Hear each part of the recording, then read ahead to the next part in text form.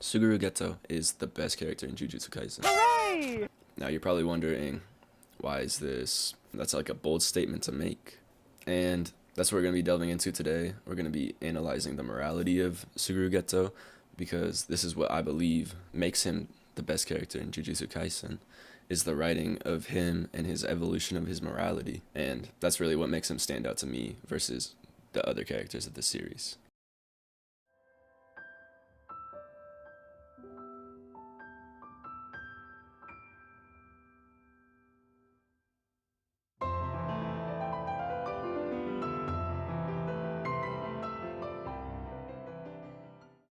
We first explore his morality in the beginning of the Hidden Inventory arc, where we see him and Gojo arguing about it, and Gojo is essentially saying, why do we, as the strong, the Jujutsu sorcerers, have to protect the weak, the normal people?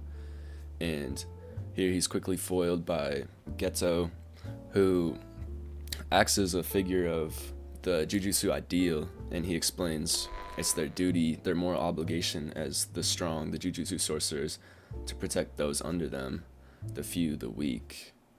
And here Geto is upholding the traditional Jujutsu values and being this ideal, but we kind of see he doesn't have a deeper reason for this other than that is just the way it is, that's how it should be, that's their duty. And this interaction actually sets up the separation between the weak and the strong, which plays a very important role in Geto's evolution of his morality, as we see through the rest of the Hidden Inventory arc. So the first seed that's planted that starts to shift Geto's morality comes after his battle with Toji. So Toji beats him and asserts the separation between weak and strong sorcerers and non-sorcerers by saying essentially, you just got beaten by a monkey. And this negative image of non-sorcerers stems from Toji's insecurities as a non-sorcerer Zenin. And this asserts itself in Geto's mind, where he already has this separation complex between sorcerers, non-sorcerers, strong and the weak. And Toji's words really act as a seed that will be planted in Geto's mind that will eventually play to change his morality. The real turning point happens after Amanai's death, when we see the Star Plasma Vessel Association clapping over the death of Amanai Riko. And here, Geto sees this, and they're applauding the death of this person. And not only that, they're applauding his failure, they're applauding Jujutsu Society's failure to protect, to uphold the values. And it's this group of non-sorcerers, it's a group of the weak in Geto's eyes, applauding the strong's failure to protect and disregarding it completely. And this in Geto's mind starts to play on this perspective shift of his, going from the many, the weak, who need to be protected, to the many, the disgusting, who take advantage of Jujutsu Society with no care for their mental well-being or any of their actions. After this perspective shift and this turning point in Geto's morality, where he's starting to question his traditional Jujutsu morality, we come to a crossroads in his character with his conversation with Yuki. And this, in my eyes, is part of what makes Geto the best written character. We see his clashing morality, which is such a human thing, to be in turmoil in your own mind over right and wrong. And we get to see every step of his changing and conflicting morality along his path. It's not just a classic villain superiority complex where they just think they're better than everybody. We see his journey to get to where he was in JJK 0, and every step of turmoil along the way where he's questioning his own beliefs, wondering right and wrong, and trying to choose for himself what he's going to go with. In Geto's conversation with Yuki, she shares her ambition with him, which is a world without curses. And she says there's two ways to go about this. Either A, everyone has no curse energy, like how Toji had none, or B, everybody is a sorcerer and can control it so it doesn't leak out and create these curses. And this obviously piques Geto's interest, and paired with his recurring disgust for the curse exorcism process, which we see portrayed very well time and time again in the manga and the anime especially, it makes him set his resolve on a similar goal as Yuki, but he brings up the possibility of killing all non-sorcerers, which she says is plausible, but it's a hard and a morally corrupt thing to achieve. But in Geto's mind, at this moment, this is only an option, but one that still exists in his mind nevertheless. So as we further get into this conversation, we see Geto's morality still conflicting, and he expresses to Yuki, he says to Yuki, I don't know what to side with, this idea of the preciousness of the weak, the non-sorcerers, or the disgustingness of the weak, or the non-sorcerers. We see the disgustingness in the instance of Amanai, and we see the preciousness in his traditional Jujutsu values, which he discusses with Gojo in the basketball scene. And these two, at this point, are still conflicting. He expresses this to Yuki, and she says to him, essentially, in the future, you're going to find out which one is right for you, which one you believe in, but only time can tell. She plays a passive role in the situation, which somewhat enables Geto and takes the responsibility off of her for his monumental decision. Another immensely pivotal moment in Geto's character development is the death of Haibara. So, in the moments leading up to the conversation with Yuki that Geto has, he talks to Haibara and he asks Haibara, why are you a Jujutsu sorcerer? Why are you okay with sacrificing your own life to save the weak? And we see Haibara's response to this, which is a very pure-hearted, unwavering take on this sense of Jujutsu morality, where he says, helping people is something that I'm good at, and I can take passion in knowing that that's something that I'm good at, which is helping others. And Geto sees this, and he respects this, and he understands this, along with his already existing traditional Jujutsu ideals. But at this crossroads that he's at, he understands it, but he can't fully relate. He's still split. He's not sure whether he's going to fall onto that side of the darkness in his brain, this growing disgust of non-sorcerers in his eyes, or the morally correct, the morally high ground position of someone like Haibara, who's so pure-hearted and will give anything to protect the weak, who embodies the strong's duty to protect the preciousness of the weak. So after Geto's conversation with Haibara and Yuki, we see the profound impact Haibara's death has on Geto, because in Geto's eyes and in the eyes of every other Jujutsu sorcerer, Haibara is the embodiment of the pureness and the protector in Jujutsu society. And the Jujutsu sorcerers are having to suffer over the loss of such a pure-hearted companion who died protecting the weak, who don't even bat an eye at the loss.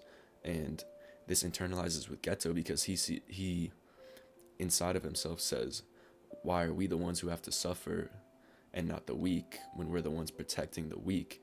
And this further feeds into his complex of the weak's disgustingness rather than their preciousness, because the Jujutsu sorcerers are the ones suffering instead of the non-sorcerers, who are the ones being protected. So after the death of Haibara, for the first time in the series, we see Geto's morality swaying from being predominantly the preciousness of the weak to predominantly the disgustingness of it, which he earlier discussed with Yuki, and now he's leaning more towards the disgustingness of it and his ambition of wiping out all non-sorcerers to create a world with only Jujutsu sorcerers. And shortly after, we arrive at a breaking point in his character, which is the village scene with Mimiko and Nanako, who are locked up and being ostracized by their village for the presence of curses in their village, because the villagers, the non-sorcerers, know that their Mimiko and Nanako are sorcerers, and they blame the curses in the village on Mimiko and Nanako. And Geto comes to exorcise these curses, and he sees how Mimiko and Nanako, the sorcerers, are getting ostracized and treated by the masses, the non-sorcerers, the many, the weak. And in his eyes, here the strong are being ridiculed for doing nothing wrong. And this moment even though it doesn't sound particularly profound or impactful, is the breaking point for Geto, because here he sees in full effect the community, the disgustingness of non-sorcerers, and this is where he decides on his ambition to rid the world of non-sorcerers. And he, in this moment, cements in his mind not the preciousness of the non-sorcerers, but the disgustingness. And going back to what Toji said, this is where the separation complex comes fully into fruition, where non-sorcerers are monkeys, they're less of humans.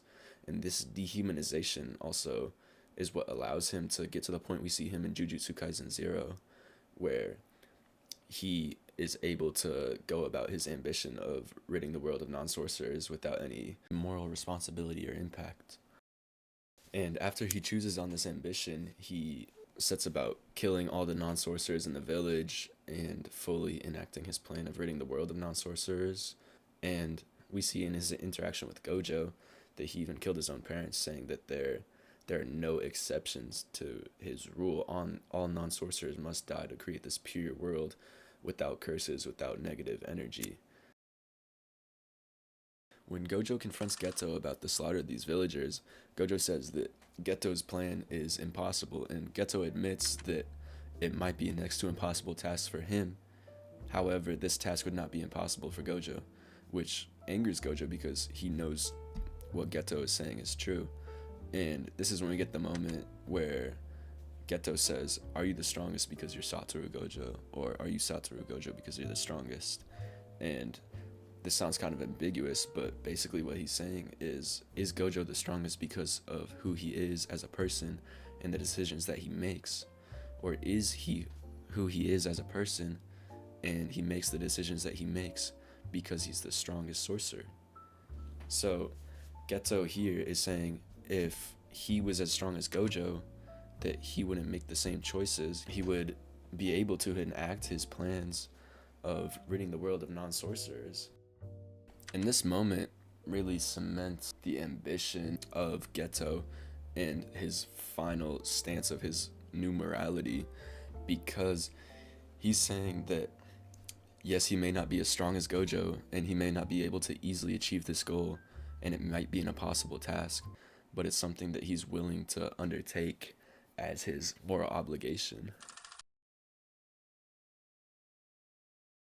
So throughout all these encounters, we see Geto's constantly changing and evolving state of mind. We see where his morality starts in the beginning of the Hidden Inventory arc as this morally ambiguous but nevertheless dutiful Jujutsu sorcerer who doesn't question his duty as a Jujutsu sorcerer. And we see the specific events that make him question this morality. We see his fight, we see his inner turmoil with this fight inside of him of right and wrong, the separation complex he develops, the superiority complex, and we see all the events that make his morality end up where it was in this conversation with Gojo after the village massacre, which is extremely twisted to the point where he thought that his morality is still right.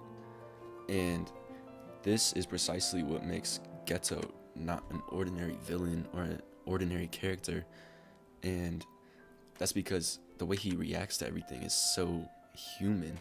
It's so innately human. We never fully see him as the bad guy because we constantly see these tragic events that mold him and shape his morality, and we as the viewer think, would we react in the same way? Because of his inner fight and his inner turmoil, his processing of these events, we can't help but side with him and sympathize with him. And this is what makes his writing so in-depth and good to me. Over and over again, we see a once positive and dutiful Jujutsu sorcerer get broken down through these traumatic events, and we see his human reactions, his human processing, his adjustment of his resolve after each of these events.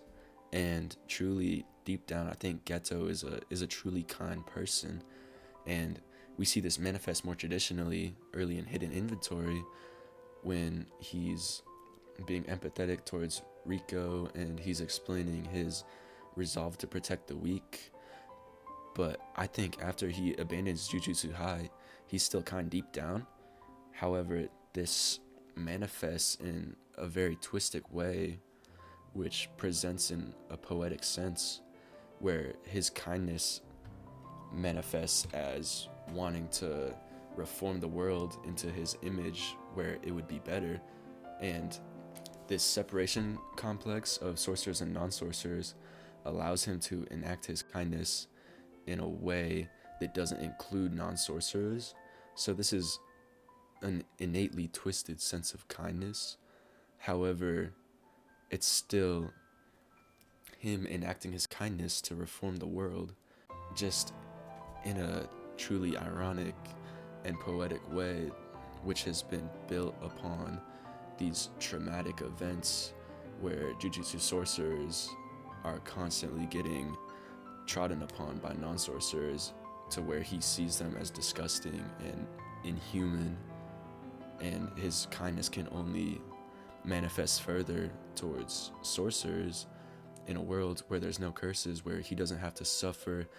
People like Haibara, who are so pure and kind-hearted, don't have to die, where he doesn't have to go through this process of the exorcism, which is so disgusting to him. And this writing to me is just what makes Geto so human, so real, so well written, and what makes him Jujutsu Kaisen's best character in my opinion. And yeah, I just believe this depth that he has is something that other characters have at points, but this is his character, this journey, this morality, this questioning, his resolve. Everything about it is so human and just trying to find what's right in his eyes. Anyway, thank y'all so much for watching. I really appreciate it. Let me know if you would like to see more videos like this, and leave a like, comment, subscribe, all that. And I'm also open to criticism. Let me know anything, editing, video, whatever it is. Thank y'all so much for watching. Have a great day.